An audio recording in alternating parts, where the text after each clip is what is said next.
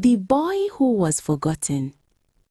In the misty hills of a small village called Agbetim in Togo, lived a young man named Kofi.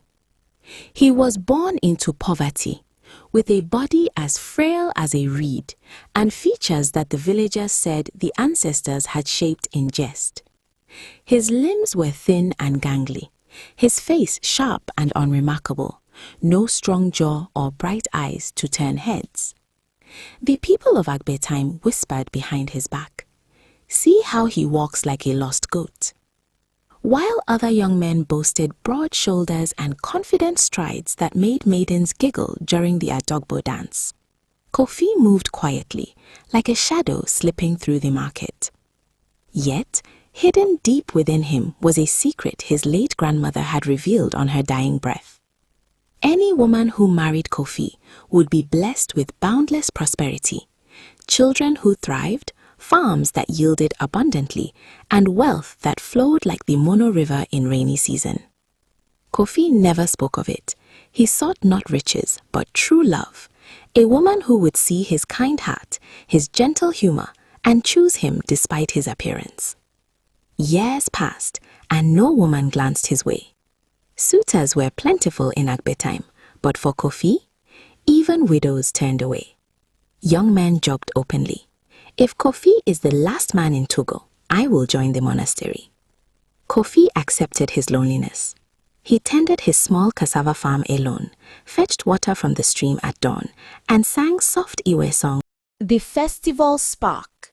It was during the vibrant Agbeno Kledomi festival, drums thundering, colors swirling, palm wine flowing, that change whispered its arrival. Kofi stood at the edge of the crowd, as always, watching the dancers swirl like leaves in the wind. No one invited him to join. Then a young woman approached. Her name was Ama, graceful and kind-hearted, known in the village for her weaving skills and warm smile. Villagers gasped as she walked straight to Kofi. Whispers flew. "Is she mad? Why him?" "Good evening," Ama said softly, her eyes meeting his without flinching. Kofi looked around, confused. "Me?" "Yes, you." They talked through the night, about dreams, stories of the ancestors, and the simple joys of village life. Ama listened as if he were the only person in the world. At festival's end, she walked him home along the moonlit path. From that day, their bond grew. Ama visited often, bringing woven baskets or shared meals under the stars. Love blossomed, pure, genuine, untouched by his looks or hidden blessing. When they married, the village reeled in shock. What spell did frail Kofi cast, they muttered. But Ama held his hand proudly, and Kofi finally felt seen. The blessing awakens, then betrayal. Months into marriage, Ama's weaving business flourished beyond imagination.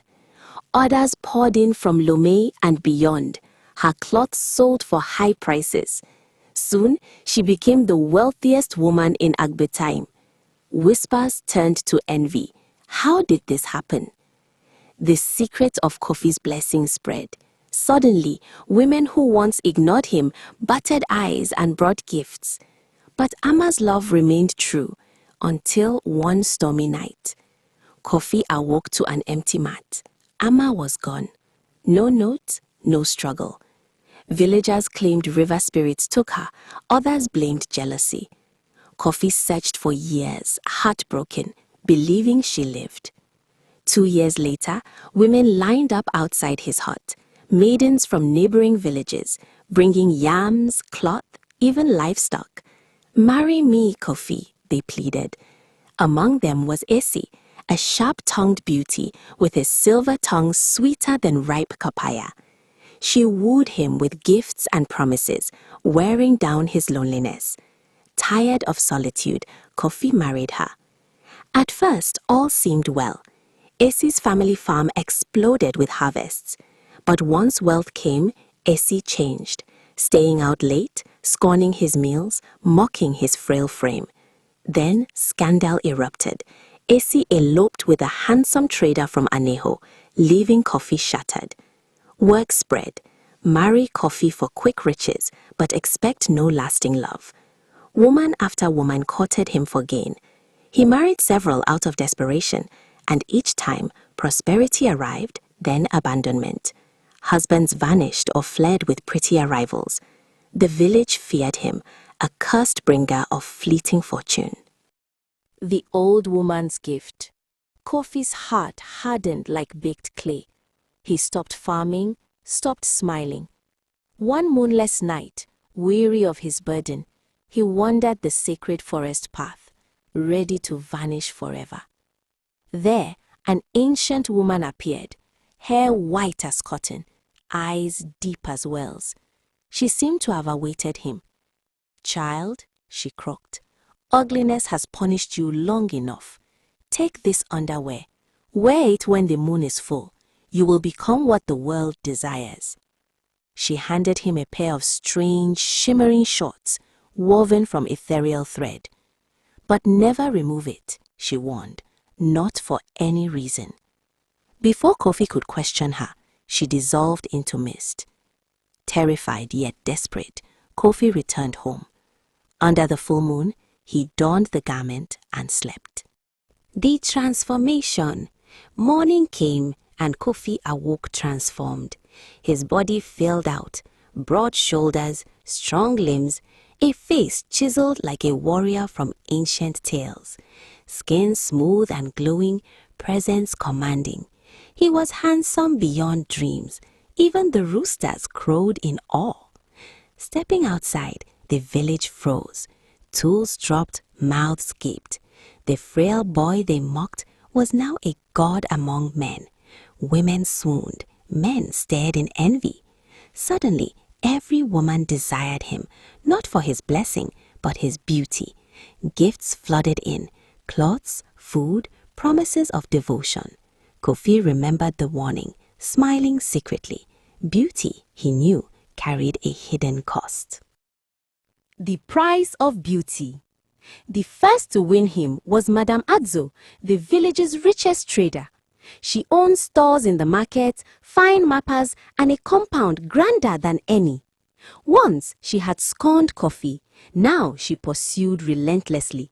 "Marry me and share my glory," she vowed. Lonely no more, Kofi agreed. For weeks, peace reigned. Then disaster. Adzo's trade collapsed. Goods spoiled, debts mounted, her wealth vanished.